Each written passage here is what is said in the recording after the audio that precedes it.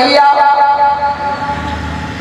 आज अल्लाह के नबी ने ऐलान किया है, ऐ लोगों इस्लाम को बढ़ाने के लिए नबी अकरम जनाब मोहम्मद रसूलुल्लाह की मदद करो।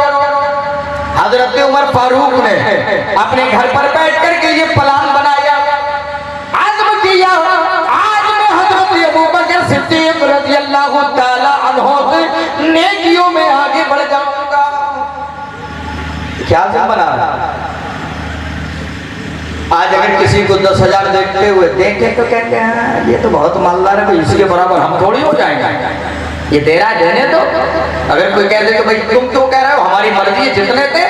लेकिन यहाँ हजरत उमर फारूक कोई कुछ नहीं कह रहा, अल्लाह के नबी नहीं कह रहे उमर फारूक तुम्हारे पास कितना है, ज्यादा से ज्यादा लेकर के आओ।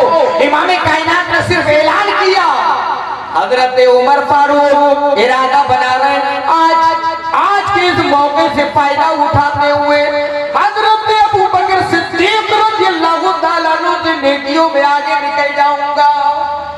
अपने घर पर गए, घर के सारे असासे को, सारी जायदाद को 2 हिस्सों के अंदर डिवाइड कर दिया, 2 हिस्सों के अंदर तकसीम कर दिया।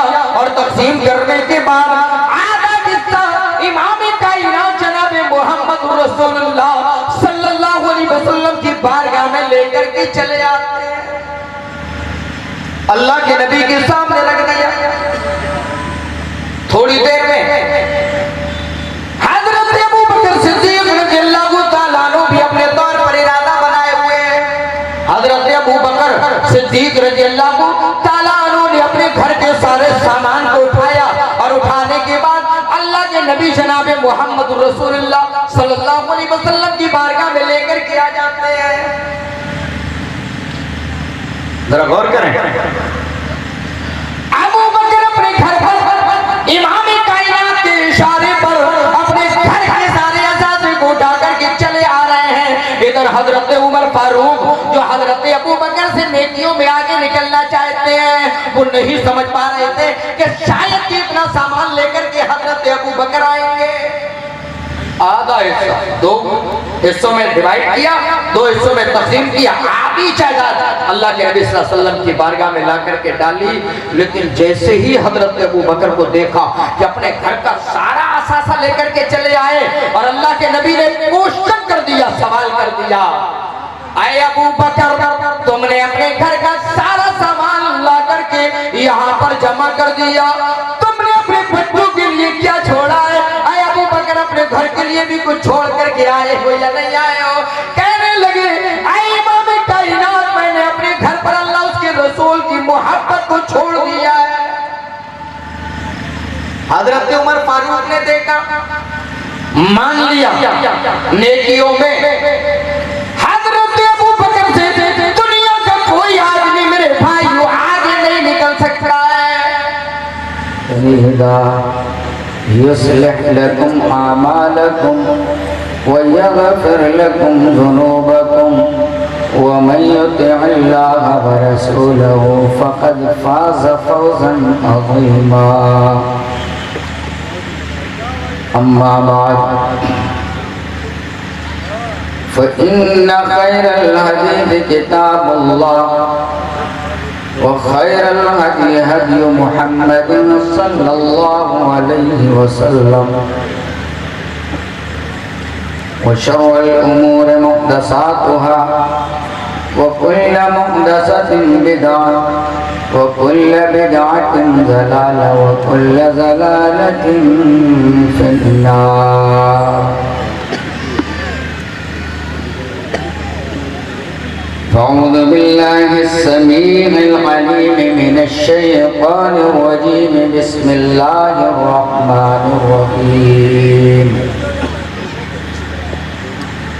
إن الذين يحبون أن تشيع الفاحشة في الذين آمنوا لهم عذاب أليم في الدنيا والآخرة والله يعلم وأنتم لا تعلمون।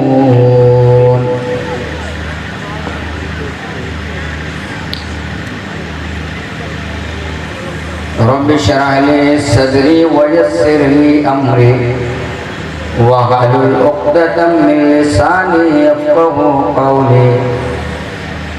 Rabbi ज़िदनी इल्मा, rabbi ज़िदनी इल्मा, rabbi ज़िदनी इल्मा।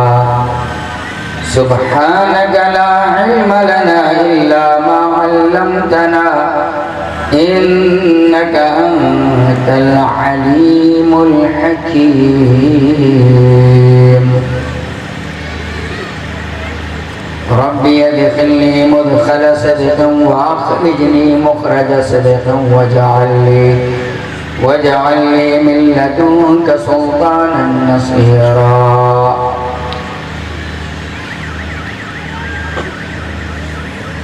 स्टेज पर जलवा अफरोज मुअज़्ज़ज़ उलमाए किराम, सदर जलसा, नाज़िम स्टेज, प्यारे इस्लामी भाइयों, पर्दा नशीं ख़वातीन इस्लाम और बहनें,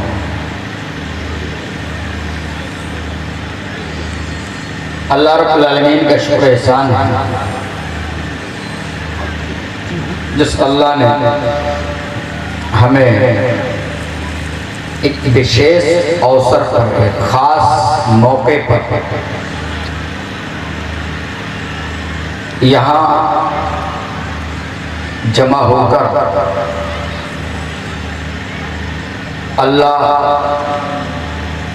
और उसके रसूल जनाब मोहम्मद रसूलुल्लाह सल्लल्लाहु अलैहि वसल्लम की सुनहरी और कीमती बातें सुनने की तौफीक बख्शी। उस अल्लाह रब्बुल आलमीन का जितना भी शुक्रिया अदा किया जाए कम है। और ये प्रोग्राम जो चल रहा है वो मदरसा बुशरा लितरबियतिल बनात के संगे बुनियाद के मौके पर आप तक किताब व सुन्नत की बातें पहुंचाई जा रही हैं।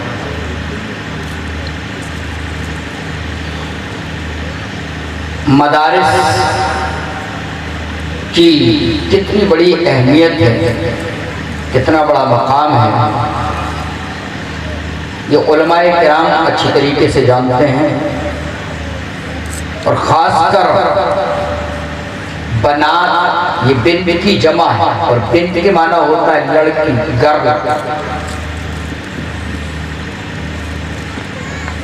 लितरबियतिल बनात, और नाम भी बड़ा प्यारा कलेक्ट किया गया है, लड़कियों की तरबियत के लिए खुशखबरी देने वाला मदरसा। आज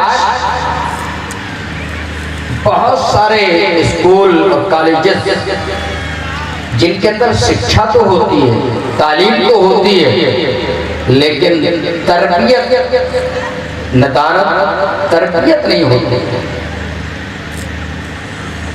अगर ये इदारा जिसकी बुनियाद हम अपने हाथों से आज डाल रहे हैं,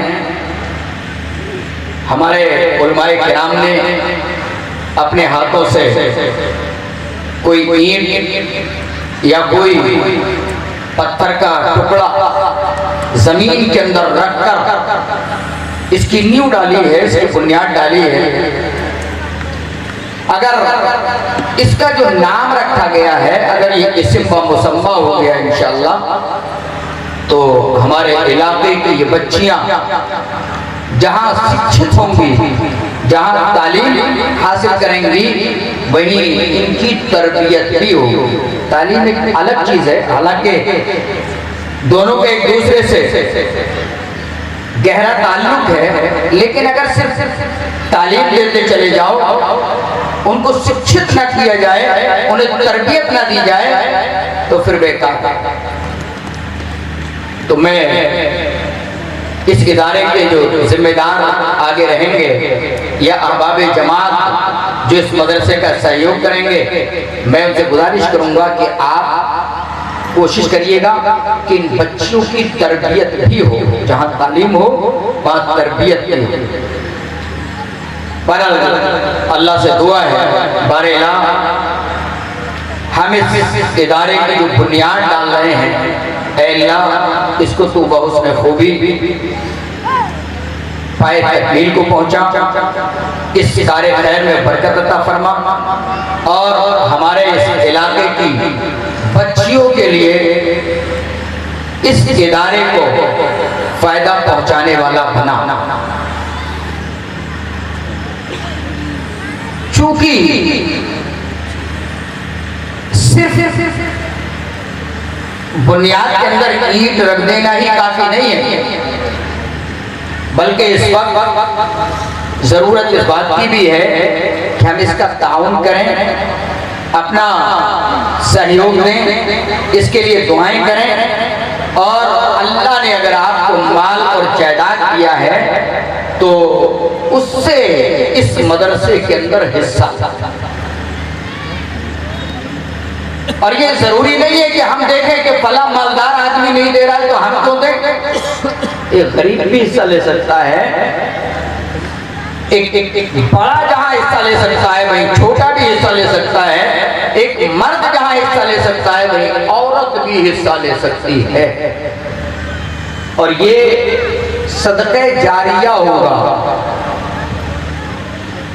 आज बुनियाद जो हम डालेंगे और इस बुनियाद के मौके पर अगर हम कुछ हिस्सा लेते हैं माली तौर पर, तो इंशाअल्लाह जितने भी बच्चे इसके अंदर पढ़ेंगे, जितनी बच्चियां पढ़ेंगी, अगर वो कुरान के अल्फाज पढ़ती हैं तो इंशाअल्लाह आपको इसका फायदा पहुंचेगा। खवातीन माँ और बहनों से भी गुजारिश है वो भी इसके अंदर हिस्सा लें। एक मौके पर चूंकि बहुत सारे लोग मिलकर के नबी अकरम जनाबे मोहम्मद रसूलुल्लाह सल्लल्लाहु अलैहि वसल्लम को मिटा देने के लिए तैयारियां कर रहे थे, अल्लाह के नबी जनाबे मोहम्मद रसूलुल्लाह सल्लल्लाहु अलैहि वसल्लम ने उस मौके पर ऐलान किया, ऐ लोगों चंदा दो, मदद करो। उस मौके पर सहाबे किराम ने किस तरीके से मदद की थी। मेरे भाइयों, आज इतनी पब्लिक, इतना बड़ा मजमा, अगर अल्लाह ने जो इस दौर के अंदर हमें सब कुछ दिया हुआ है, अगर हम इस इदारे की मदद कर दें तो मैं समझता हूँ निस्फ आधा मदरसा तो अभी हमारे हाथों से दिए हुए पैसों के जरिया चंद दिनों में तैयार हो सकता है इंशाअल्लाह। आप अज़्म बनाएं और वो सहाबे किराम का जज्बा मैं समझता हूँ कंप्लीटली ना हो सके तो कम से कम आधा जज्बा भी अगर आपके अंदर पैदा हो जाए तो फिर इन्हें कहीं और हाथ फैलाने की जरूरत नहीं पड़ेगी, बल्कि आपके बेहतरीन हाथों के जरिया इस मदरसे का ताउन हो सकता है। अल्लाह के नबी जनाबे मोहम्मद रसूलुल्लाह सल्लल्लाहु अलैहि वसल्लम ने सहाबा के अंदर ऐलान कर दिया, ऐ मेरे सहाबा, यहूदी, मक्का के कुफ्फार और मुशरिकीन और दुनिया के बहुत सारे लोग इस्लाम के मिटाने के लिए तैयारी कर रहे हैं, इंतजाम कर रहे हैं। ऐ मेरे सहाबा, आज हमारे पास कुछ नहीं है जिसके जरिए हम इनका मुकाबला कर सकें, इसके जरिए हम इनका मुकाबला कर सकें, हम इनसे लड़ सकें, इनका जवाब दे सकें। ऐ मेरे सहाबा, तुम चंदा दो। अल्लाह के नबी जनाब मोहम्मद रसूलुल्लाह सल्लल्लाहु अलैहि वसल्लम ने ऐलान कर दिया। मेरे भाइयों जरा अंदाजा करो, इमाम कायनात ने ऐलान किया, सहाबा ने अपने घरों से ला करके सामान इमाम कायनात के सामने ला करके डालना शुरू कर दिया। इतना सामान आया, इतना सामान आया, अल्लाह के नबी जनाबे मोहम्मद रसूलुल्लाह सल्लल्लाहु अलैहि वसल्लम अपनी आंखों के सामने देख रहे हैं। सहाबा का जज्बा अल्लाह नबी के मानने वाले, आप पर जाने कुर्बान करने वाले इमाम कायनात के इशारे पर ढेर लगाए हुए हैं। और वो सहाबा जज्बा था एक दूसरे को देख करके आगे बढ़ने का नेकियों में।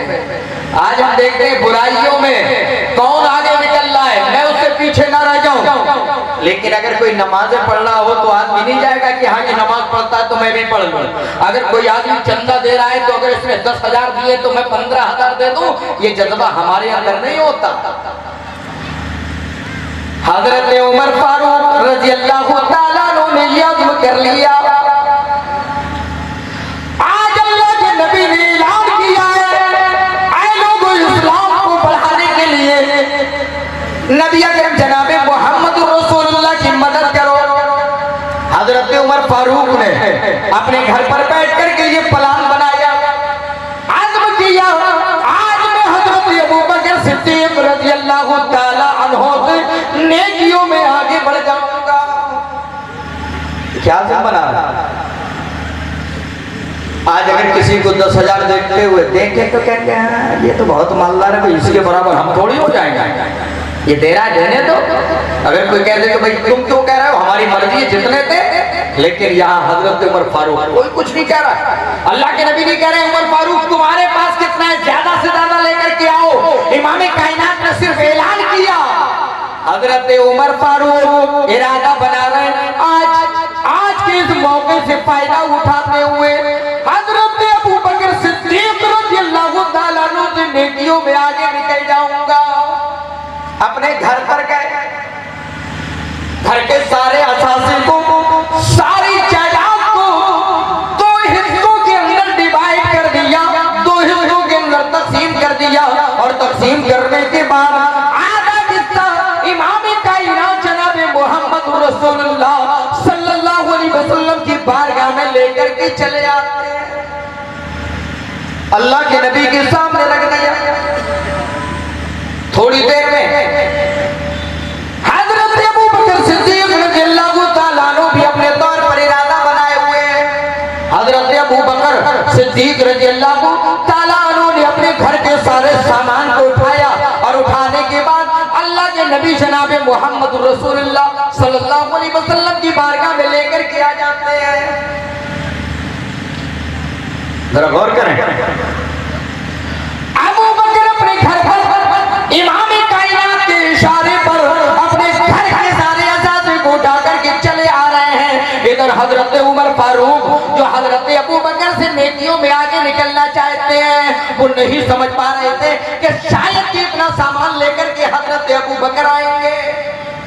आधा हिस्सा 2 हिस्सों में डिवाइड किया, 2 हिस्सों में तकसीम किया, आधी जायदाद अल्लाह के नबी सल्लल्लाहु अलैहि वसल्लम की बारगाह में ला करके डाली। लेकिन जैसे ही हजरत अबू बकर को देखा कि अपने घर का सारा असासा लेकर के चले आए और अल्लाह के नबी ने क्वेश्चन कर दिया, सवाल कर दिया, आए अबू बकर तुमने अपने घर का सारा सामान ला करके यहाँ पर जमा कर दिया, तुमने अपने बच्चों के लिए क्या छोड़ा है? आए अबू बकर अपने घर के लिए भी कुछ छोड़ करके आए हो या नहीं आए हो? कहने लगे आए इमाम कायनात मैंने अपने घर पर अल्लाह उसके रसूल की मोहब्बत को छोड़ दिया है। हजरत उमर फारूक ने देखा, मान लिया नेकियों में हजरत अबू बकर से दुनिया का कोई आदमी मेरे भाइयों आगे नहीं निकल सकता है। आज दुनिया के बहुत सारे मुसलमान दूसरे खलीफा यारे गार नबी अकरम जनाब मोहम्मद रसूलुल्लाह के सच्चे साथी इमाम कायनात की तस्दीक करने वाले हजरत अबू बकर को गालियां देते हैं। मौलवी स्टेज पर बैठ करके, न जाने कितने किस्म के मौलवी हैं, ऐसे ही स्टेजों पर बैठ करके हजरत अबू बकर को गालियां देते हैं, जिनको इमाम कायनात ने दुनिया के अंदर जन्नत की बशारत दी। तो हजरत अबू बकर को आज पता नहीं किस मुंह से ये गालियां देते हैं। अल्लाह इनके मुंह को काला कर दे या सत्य मार्ग दे दे। अल्लाह इन बेहतरीन हस्तियों को जो दुनिया की सबसे बड़े वली हैं, सबसे बड़े औलिया हैं, अल्लाह ऐसे लोगों से या तो मोहब्बत करने की प्रेरणा दे दे, या अल्लाह इनसे मोहब्बत करने की तौफीक अता फरमा, या इन पर लानत फरमा। वो हजरत अबू बकर, उनको स्टेजों पर नबी को मानने का दावा भी है, हजरत अली को भी मानने का दावा है, और उसके बावजूद हजरत अबू बकर को गालियां देते हैं। हजरत उमर फारूक ने कहा, लोगों सुनो, अगर दुनिया का कोई भी आदमी हजरत अबू बकर से नेकियों में आगे बढ़ना चाहे, दुनिया का कोई भी इंसान हजरत उमर हजरत अबू बकर से नेकियों में आगे नहीं बढ़ सकता है। तो यहाँ मेरे कहने का मकसद ये है कि सहाबाए किराम में खर्च करने का क्या जज्बा था। अभी अगर कुछ लोग बैठे हों जिन्होंने इस संगे बुनियाद के मौके पर अगर कोई भी हिस्सा नहीं लिया है, मुझे उम्मीद है ये सहाबाए किराम का ये अमल सुन करके वो हिस्सा लेंगे इंशाअल्लाह। अल्लाह उन्हें तौफीक भी अता फरमाए, और जिन लोगों ने हिस्सा लिया है अल्लाह उनके तमाम जज्बात को कबूल फरमाए, और उनके माल और जायदाद और बच्चों के अंदर बरकत अता फरमाए। ख़वातीन को भी, हालांकि ये मेरा टॉपिक नहीं है, लेकिन ख़वातीन को भी थोड़ा सा मैं बता दूं। अल्लाह के नबी जनाब मोहम्मद रसूलुल्लाह सल्लल्लाहु अलैहि वसल्लम ने ईद के मौके पर खुतबा दिया। लाउड स्पीकर का दौर नहीं था कि आज पूरे गांव के आपकी पूरी बस्ती के अंदर आवाज पहुंच रही है। अल्लाह के नबी सल्लल्लाहु अलैहि वसल्लम ने खुतबा दिया। खुतबा देने के बाद आपको अंदाजा हुआ कि शायद आवाज औरतों तक नहीं गई है। हजरत बिलाल को लिया, अल्लाह के नबी सल्लल्लाहु अलैहि वसल्लम औरतों के अंदर पहुंच गए। आपने फरमाया, माशरन निसा तसद्दक़ना फ़इन्नी उरीदु कुल्ल अक्सर मिन अहलिन नार। आए औरतों की जमात, सदका करो, अल्लाह के रास्ते में खर्च करो। क्यों? इसलिए कि जब अल्लाह ने मुझे जहन्नम का मंजर दिखाया, अल्लाह ने मुझे जहन्नम का मुशाहिदा कराया, इन्नी उरीदु कुल्ल अक्सर मिन अहलिन नार। आए औरतों की जमात, मैंने तुम्हें सबसे ज्यादा जहन्नम के अंदर देखा है। मेरी माँ और बहनों सुनो, इमाम कायनात को जब जहन्नम का मंजर दिखाया गया, इमाम कायनात को जहन्नम जब दिखाई गए, अल्लाह के नबी ने मुशाहिदा किया, औरतों को ज्यादा से ज्यादा जहन्नम में डाला गया है। औरतें बहुत ज्यादा तादाद में जहन्नम के अंदर दिखाई दे रही है। अल्लाह के नबी ने फरमाया, आए औरतों की जमात, सदका करो। क्यों? इसलिए कि मैंने तुम्हें जहन्नम के अंदर ज्यादा देखा है। एक औरत खड़ी हो गई, इमाम कायनात, रीजन क्या है, कारण क्या है, सबब क्या है? अल्लाह के नबी, हम जहन्नम में ज्यादा क्यों होंगे? अल्लाह के नबी सल्लल्लाहु अलैहि वसल्लम ने रीजन भी बता दिया, सब जानते हैं। क्या तुम लानतान बहुत करती हो और शौहरों की नाफरमानी बहुत ज्यादा करती हो, इसलिए जहन्नम में ज्यादा जाओगी। लेकिन इस हदीस से एक मसला ये मालूम हुआ कि अगर जहन्नम से बचना है तो सदका, अल्लाह के रास्ते में खर्च करना, ये जहन्नम से बचाव का एक जरिया। अल्लाह के नबी सल्लल्लाहु अलैहि वसल्लम ने औरतों को बताया। आज हमें नमाजों के बारे में बताना पड़ता है। क्यों? हम नमाजें छोड़ते हैं। वो नमाजें नहीं छोड़ते थे, ना वो सहाबियात नमाजें छोड़ती थी, ना वो सहाबी असहाबे किराम नबी के साथी, वो सब नमाजें नहीं छोड़ा करते थे। उनकी तौहीद कमजोर नहीं थी। आज हमें तौहीद बतानी पड़ती है, आज हमें नमाजों के तरीके बताने पड़ते हैं, आज हमें नमाजों की रग़बत दिलानी पड़ती है। मेरे भाइयों, जबकि मुसलमानों को ये काम तो छोड़ने ही नहीं चाहिए थे, लेकिन हो सकता है खर्च करने में आदमी जरा बखील हो जाए, आदमी अपने जेब से पैसा निकालने में कंजूस हो जाए।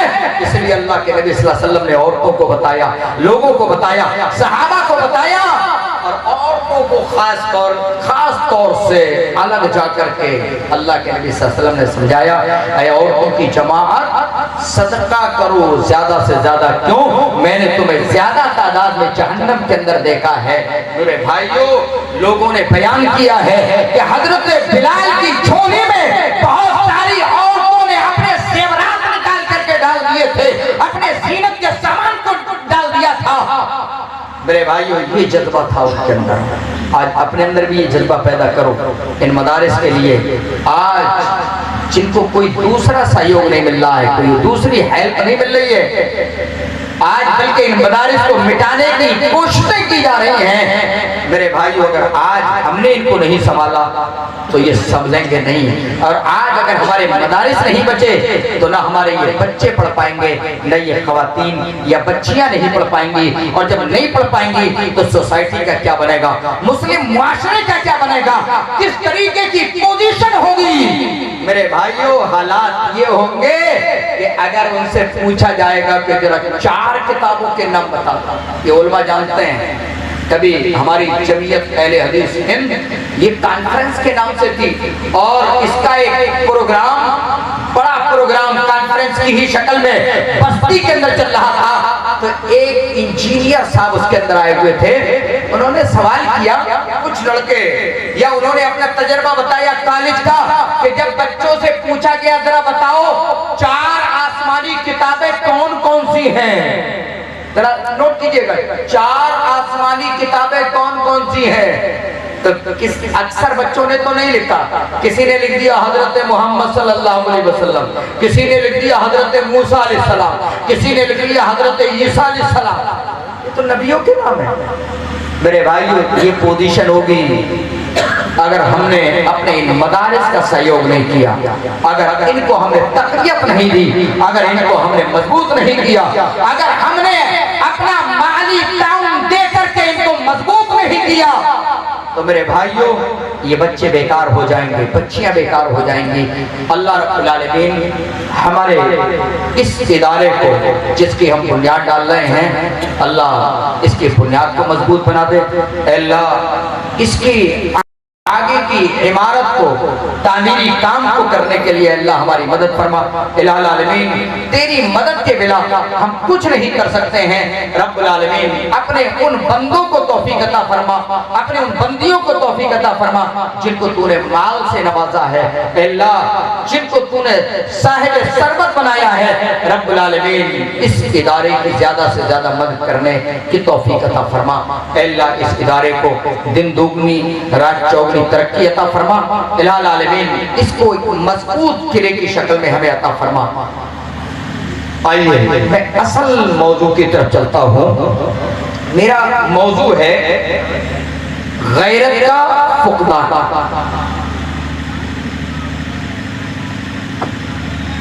गैरत का फुकदान, गैरत शायद अगर आप उर्दू बोलते हैं या उर्दू से कोई भी ताल्लुक है या अरबी से कुछ ना कुछ ताल्लुक है, ये लफ्ज अरबी का है लेकिन उर्दू में भी इसका इस्तेमाल होता है। गैरत का फुकदान, गैरत कहते हैं शर्मो हया, शर्म खाना, गैरत करना, बाहया बनना, ये है गैरत। फुकदान किसको कहते हैं?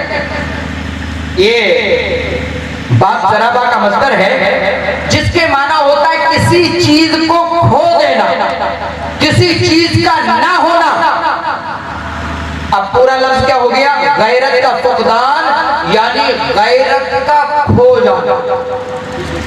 आज अगर हम मुस्लिम सोसाइटी पर, हम गैरों की बात नहीं कर रहे हैं, अगर हम अपने मुस्लिम सोसाइटी पर नजर रखें तो वो मोमिना औरत, छोटे और बड़े, जिनको बाहया होना चाहिए था, जिनको गैरतमंद होना चाहिए था, मेरे भाइयों आज हम बेगैरत बनते चले जा रहे हैं। हमारी शर्मो हया खत्म होती चली जा रही है। मेरे भाइयों शक्की शर्मो हया का होना ये मोमिन की एक अलामत है, ये ईमान की एक शाख है, ईमान की एक पहचान है। और गैरत अल्लाह करता है, गैरत नबी भी करते हैं और गैरत मोमिन भी करता है। और अगर ये चीजें हमारे अंदर हैं तो गोया कि हम गैरतमंद हैं, सही मानों में हम मोमिन हैं। आइए हदीस देखते हैं। अल्लाह के नबी जनाब मोहम्मद रसूलुल्लाह सल्लल्लाहु अलैहि वसल्लम ने फरमाया, इन्नल्लाह यगारु व इन्नल मुमिना यगारु व गैरतुल्लाहि मा हर्रमल्लाहु अलैहि। बुखारी और मुस्लिम की रिवायत है। बेशक अल्लाह गैरत करता है। वो इन्नल मोमिन यगारू, मोमिन भी गैरत करता है।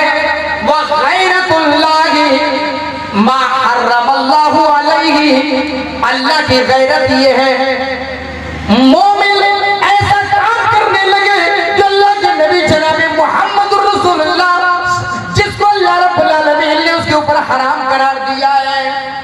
अल्लाह की गैरत क्या है?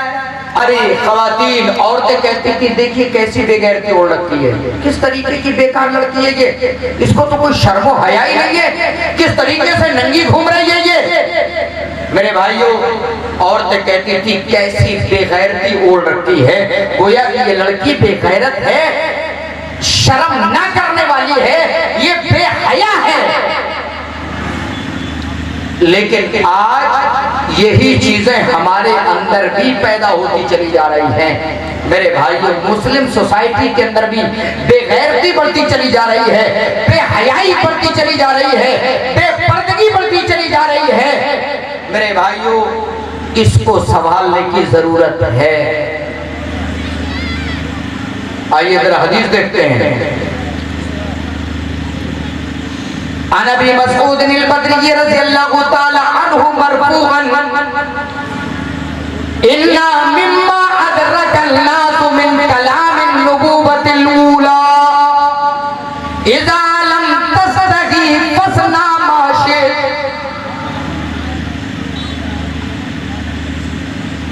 पहले की नबूवतों से आखिरी बात जो लोगों ने हासिल की, एक अहम निचोड़ जो लोगों को मिला, नबियों ने अपने मानने वालों को ये नसीहत की। क्या फरमाया? इज़ा लम तस्तही फसना मा शि'त। आए लोगों, अगर तुम्हें शर्म व हया ना हो तो जो चाहो तुम करो। फसना मा शि'त, जब शर्म व हया ना हो तो जो चाहो करो।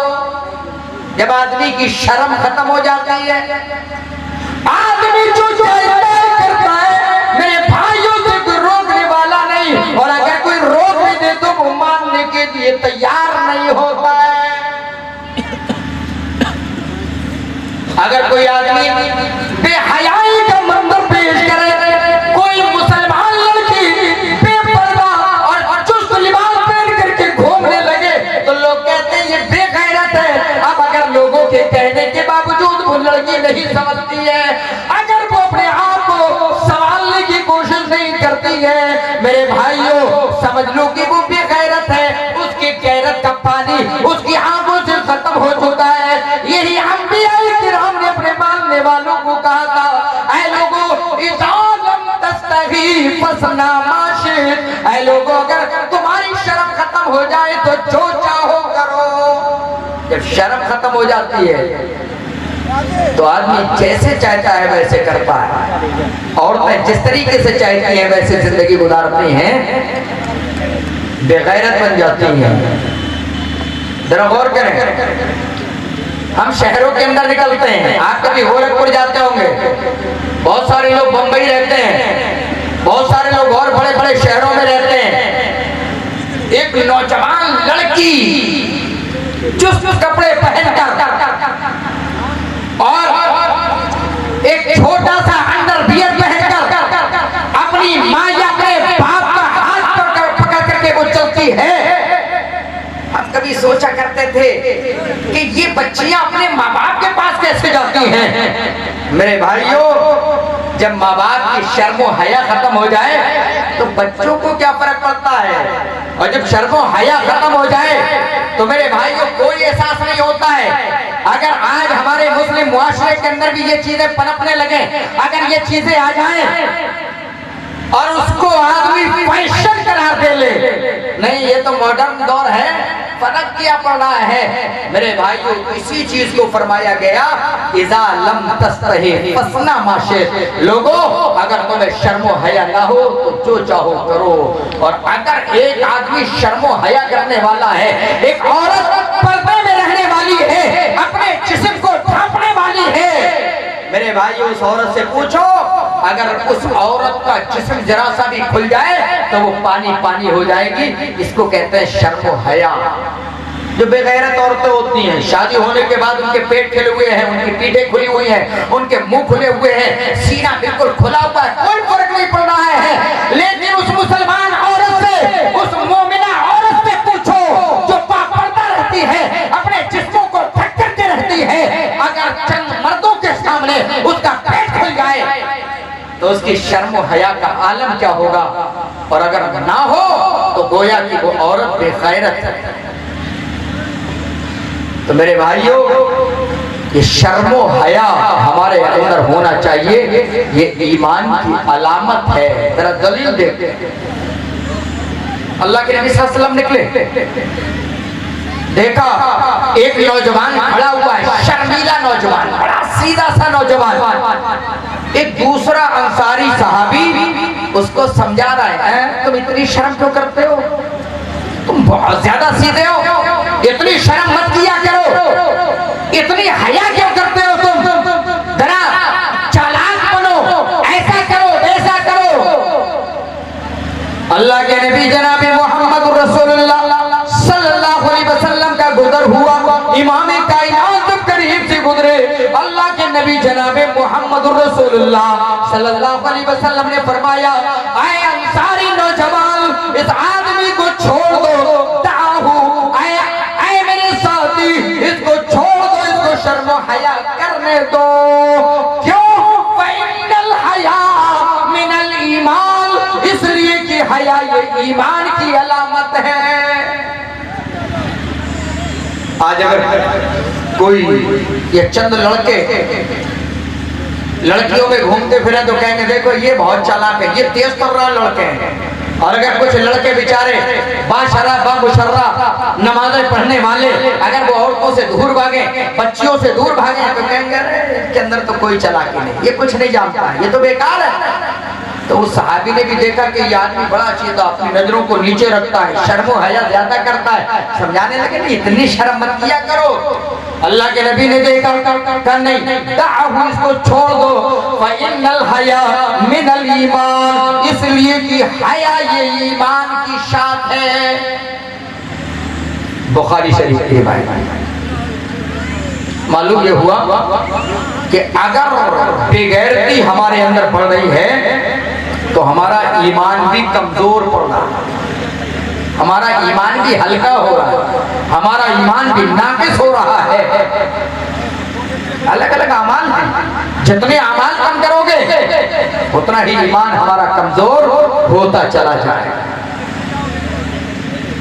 आइए, आज बेगैरती, बेहयाई, बेशर्मी, बेपर्दगी, मक्कारी और अय्यारी जो मुआशरे के अंदर बढ़ती चली जा रही है,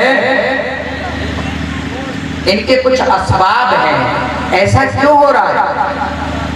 अल्लाह के नबी जनाब मोहम्मद रसूलुल्लाह सल्लल्लाहु अलैहि वसल्लम ने बहुत सारी चीजें समझाई ताकि मुस्लिम मुआशरा बिल्कुल पाको साफ रहे।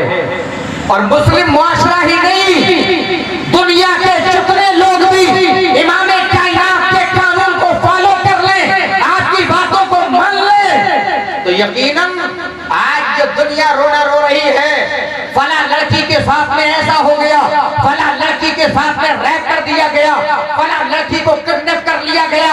मेरे भाइयों, अगर दुनिया के लोग इमाम कायनात जनाब मोहम्मद रसूलुल्लाह सल्लल्लाहु अलैहि वसल्लम की बातों को मान ले, अगर वो कवानीन पर अमल कर ले जाएं और उनको अगर से नाफिज न किया जाए, लेकिन अपनी जिंदगी के अंदर अगर उसको नाफिज कर लिया जाए, तो दुनिया की कोई ताकत तुम्हारी बच्चियों को नुकसान नहीं पहुंचा सकती है।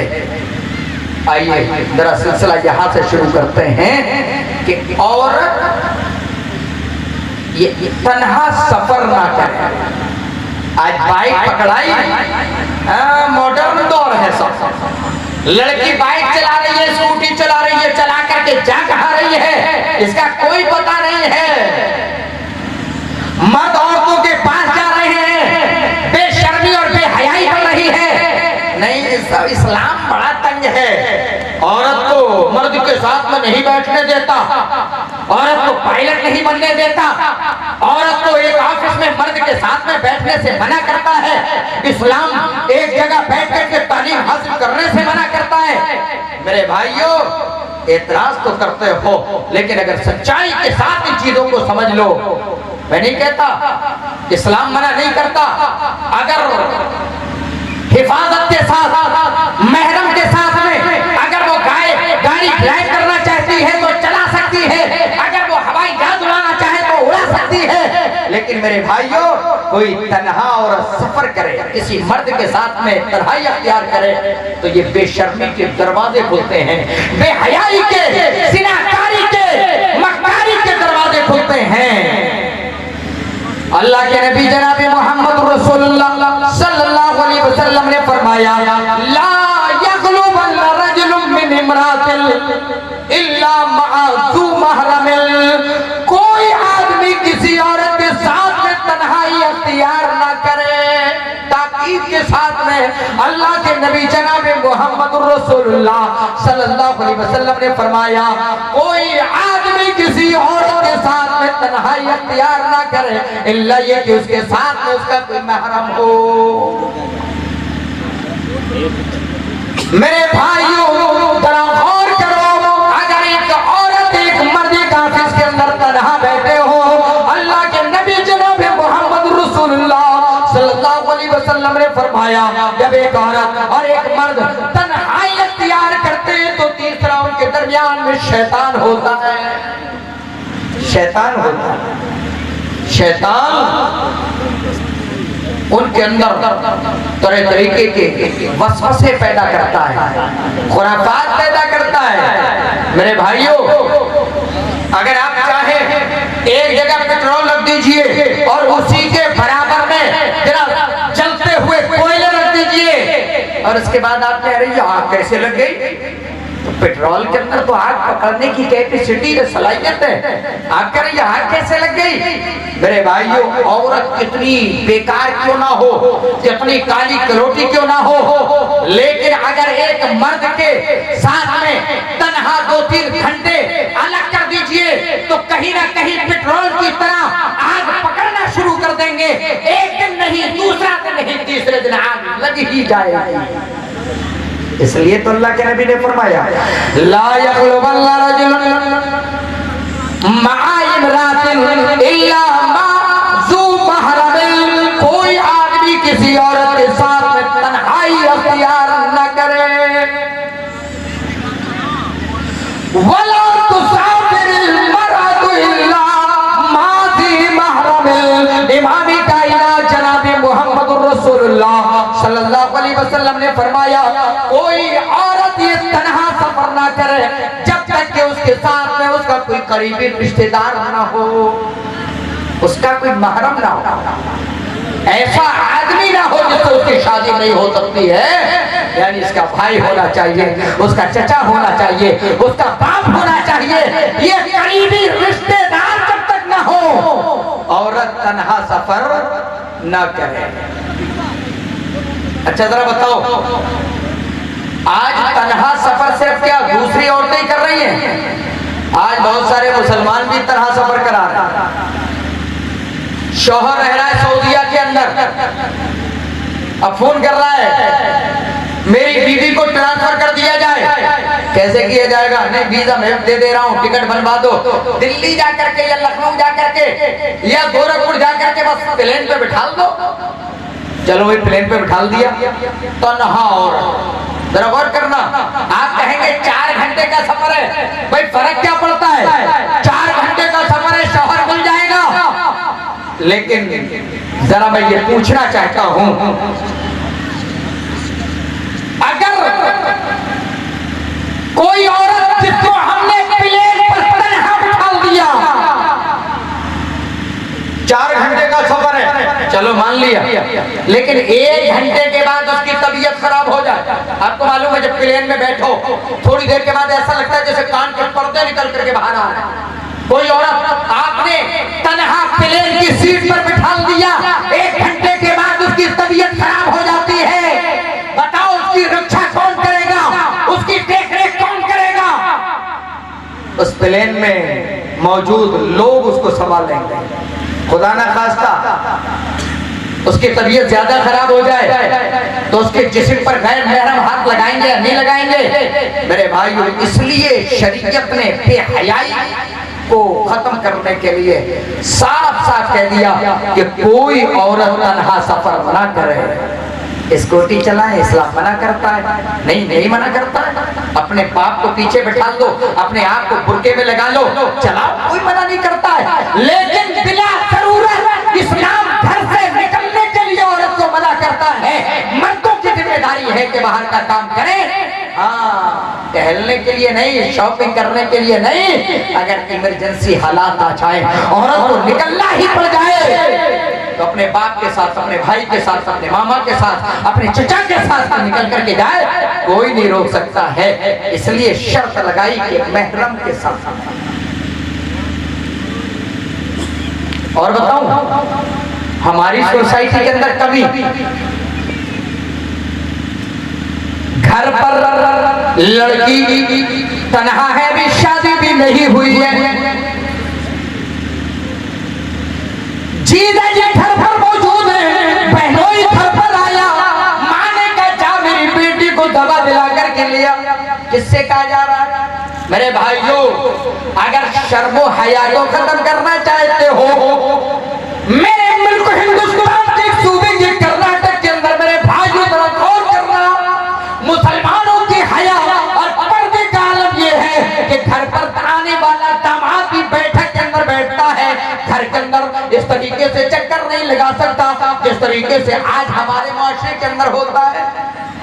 हमने देखा कर्नाटक के अंदर बस सासू माएंगी खाना लेकर के, वो आती है, उनको देती है, वो उसी बैठक के अंदर रहते हैं। आज हमारे यहाँ क्या है, सालियां अपने जीजा जी की खिदमत कर रही हैं और जीजा जी अपने साली को जहां चाहे लेकर के जाए, चलो ये तो बहनों ही है, फर्क क्या पड़ता है? मेरे भाइयों, बहुत बड़ा फर्क पड़ता है।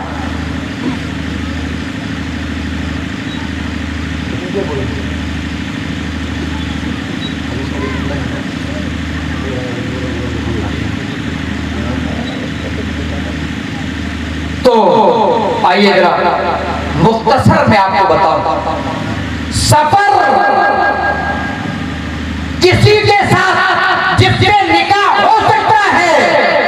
आपको मालूम है, अगर एक बहन जो निकाह में है, खुदा ना खास्ता उसकी डेथ हो जाती है, उसकी मौत हो जाती है, तो दूसरी लड़की जो अभी साली है, उसके निकाह में जिसकी शादी नहीं हुई है, वो जा सकती है उसके निकाह में। इसलिए बहनोई से पर्दा है, बहनोई के साथ भी अकेली लड़की सफर नहीं कर सकती है जब तक महरम ना हो। मेरे भाइयों, ये कमियां हमारी मुस्लिम सोसाइटी के अंदर भी हैं, इस चीज की इस्लाह। आइए जरा सफर करने के ताल्लुक से वाकया, अल्लाह के नबी जनाबे मोहम्मद रसूलुल्लाह सल्लल्लाहु अलैहि वसल्लम किसी सफर से अपना ऊंट लेकर के चले आ रहे हैं। अल्लाह के नबी जनाबे मोहम्मद रसूलुल्लाह सल्लल्लाहु अलैहि वसल्लम की अचानक नजर पड़ती है अस्मा इब्ने अबी बकर रज़ियल्लाहु ताला अन्हा पर। अबू बकर सिद्दीक रज़ियल्लाहु ताला अन्हु की बेटी जो जुबैर रज़ियल्लाहु ताला अन्हु की बीबी है, हजरत अस्मा हजरत अबू बकर की बेटी, इमाम कायनात जनाबे मोहम्मद रसूलुल्लाह की साली है। अल्लाह के नबी ऊंट लेकर के चले आ रहे हैं। हजरत अस्मा किसी जरूरत से मदीना के बाहर जाकर के अपने बागीचे से थोड़ा सा बोझ लेकर के आ रही है, थोड़ी सी लकड़ियां लेकर के चली आ रही है। इमाम कायनात ने देखा मेरी साली हजरत जुबैर की बीबी पैदल चली आ रही है, शायद थक चुकी होगी। अल्लाह के नबी जनाबे मोहम्मद रसूलुल्लाह सल्लल्लाहु अलैहि वसल्लम ने अपने ऊंट को बिठाना चाहा ताकि हजरत अस्मा को अपने ऊंट पर बिठा ले। हजरत अस्मा को अपने ऊंट पर बिठा ले। मालूम है, अल्लाह के नबी सल्लल्लाहु अलैहि वसल्लम से पाक बाद हस्ती दुनिया में कोई नहीं आ सकती है। आप इतने पवित्र थे, इतने पाकीज़ा थे, आप एक कुंवारी लड़की से ज्यादा शर्मो हया करने वाले थे। ऊंट बिठालना चाहा, लेकिन हजरत अस्मा क्या नबी के पास बैठ गई? क्या सवारी पर आपके पीछे सवार हो गई? नहीं, बल्कि क्या कहा?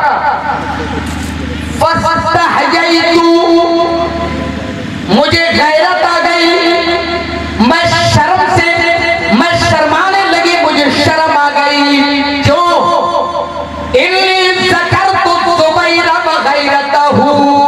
मैंने जुबैर को और हजरत जुबैर की गैरत को याद किया। हजरत जुबैर काना अजल नास, लोगों में बहुत ज्यादा गैरतमंद थे। मैंने हजरत जुबैर की गैरत को याद किया। एक मसला हमारी माँ और बहनें सुन रही है, एक बात बता दूं, बहुत सारी औरतें अपने शौहर का नाम नहीं लेती हैं।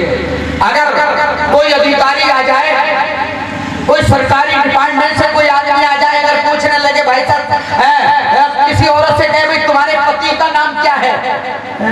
पति का नाम तो शर्माएंगे, बेटा तू बता दे, पलक तू बता दे। वो परेशान है, भाई क्यों नहीं बता रही है, क्या बात है? ज़हन रहता है कि कहीं निकाह ना टूट जाए, अगर पति का नाम ले लेंगे निकाह टूट जाएगा। नहीं, निकाह इतना कच्चा है क्या? ऐसा नहीं है, यहाँ दलील मिल रही है। हजरत अस्मा कहती है इल्ली सकरतु जुबैर बगैरतहु, मैंने जुबैर को और हजरत जुबैर की गैरत को याद किया। काना अन्नास, लोगों में बहुत ज्यादा गैरतमंद थे, इसलिए नबी के पास, नबी के साथ में सवारी पर नहीं बैठी। अल्लाह के नबी सल्लल्लाहु अलैहि वसल्लम भी चले गए, आपने भी जिद नहीं किया, अरे क्यों नहीं बैठ रही, तुम तो हमारी साली हो, यहाँ तो आज जबरदस्ती बिठा के ले जाएंगे। और अगर मना भी कर दिया सासू माँ ने तो टेढ़े होके चले जाएंगे, आज के बाद हम तुम्हारे घर ही नहीं आएंगे। इतना एहतियात कर रहे हो तुम हमसे, क्या हमें जो है बेकार का समझ रहे हो? मेरे भाइयों, बेकार का कोई समझे या न समझे इससे मतलब नहीं है, लेकिन हमारे नबी जनाबे मोहम्मद रसूलुल्लाह सल्लल्लाहु अलैहि वसल्लम का तरीका, आपका कानून हमें बता रहा है कि गैर महरम के साथ में एक लड़की सफर नहीं कर सकती है। आइए जरा, चूंकि मुख्तसर करने के लिए कह दिया गया है, एक चीज और मैं आपको बता दूं, शर्म व हया की हद जहां टूटती है और जहां बेहयाइयां फैलती हैं, उनमें से एक सबब जिसको अल्लाह के नबी ने बंद करना चाहा लेकिन हम उसको बंद नहीं कर पाए हैं, वो क्या? अल्लाह के नबी ने फरमाया इय्याकुमुद्दुखूल अलन निसा, आए लोगों तुम औरतों के पास आने जाने से बचो, औरतों के पास एंट्री करने से बचो। औरतें बैठी हो, मर्दों को उनके पास जाने की जरूरत नहीं है, उनके पास बातें करने के लिए या उनसे गुफ्तगू करने के लिए, उनसे बातें लड़ाने के लिए जाने की जरूरत नहीं है। या बिला जरूरत औरतों के पास बैठने से अल्लाह के नबी जनाबे मोहम्मद रसूलुल्लाह सल्लल्लाहु अलैहि वसल्लम ने मना फरमा दिया। जब आपने इतना कहा, एक अंसारी साहबी खड़े हो गए, खड़े होने के बाद कहने लगे या रसूल अल्लाह, आए अल्लाह के रसूल, अफ़रअयतल हम्वा, आए अल्लाह के नबी, देवर के बारे में आपका क्या याद है? आए अल्लाह के नबी, देवर के बारे में आपका क्या ख्याल है? देवर अच्छी तरीके से जानते हैं, एक भाई रह रहा है, उसकी शादी हो गई, छोटा भाई वहीं घर पर मौजूद है। बड़ा सिस्टम खराब है हमारे यहाँ, अगर कोई आदमी शादी से पहले अलग हो जाए तो बड़ा बाबेला मचा दिया जाता है, अगर शादी करते ही अलग हो जाए तब भी बाबेला। मेरे भाइयों, बेपर्दगी होती है और देवर भावजों के पास आते और जाते हैं, और हमारे हिंदुस्तान की फजा के अंदर, हिंदुस्तानी माहौल के अंदर तो देवर को बहुत करीबी समझा जाता है बीवी का, और उसे मजाक करने की इजाजत भी दी जाती है, उसके लिए राहें हमवार की जाती हैं। लेकिन मेरे भाइयों, जब ये सवाल किया गया अल्लाह के नबी देवर के बारे में आपका क्या ख्याल है, अल्लाह के नबी जनाब मोहम्मद रसूलुल्लाह सल्लल्लाहु अलैहि वसल्लम ने फरमाया, लोगों सुनो, अल-हक़ वल मौत, देवर ये मौत है। देवर क्या है? मौत है। क्या मतलब? मौत किस तरीके से? क्या अपनी भाभी की रूह निकाल लेगा? नहीं, ऐसा नहीं है। एक देवर, आज मेरे भाइयों रिश्ता लगता है, रिश्ता लग गया, शौहर अपनी बीवी के करीब नहीं जा रहा है, अभी निकाह नहीं हुआ है, अगर चला भी जाए तो उसकी होने वाली वाइफ, उसकी होने वाली बीवी उससे छुप जाएगी। लेकिन अगर देवर चला जाए तब बाकायदा बाप और माँ दोनों उसकी कुर्सी डाल देते हैं, हाँ बैठ जाओ, ये तो तुम्हारे देवर जी हैं। अब देवर जी बैठ गए, भागत अलग बैठी हैं, आओ भगत हो रही है, पानी बाद में आएगा, पहले यहाँ आओ भगत शुरू हो गई।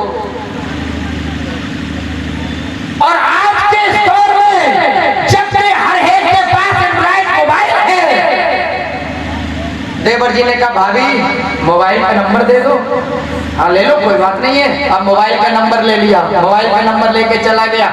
शौहर बेचारा अपनी जगह, यहाँ देवर जी हाँ भाभी जी ठीक है, हाँ बढ़िया खैरियत। उसके बाद दूसरे मौके पर बात 5 मिनट की हुई, अगले मौके पर 10 मिनट की हुई, उसके बाद आधे घंटे की, उसके बाद रात भर देवर जी बातें कर रहे हैं। और मेरे भाइयों, कभी ऐसे भी चांस आते हैं कि निकाह भाई से होना था, देवर जी लेकर के चंपत होता है, ऐसे भी हालात आ जाते हैं। मेरे भाइयों, इसी दरवाजे को अल्लाह के नबी सल्लल्लाहु अलैहि वसल्लम ने बंद किया। के पास आने जाने से बचो।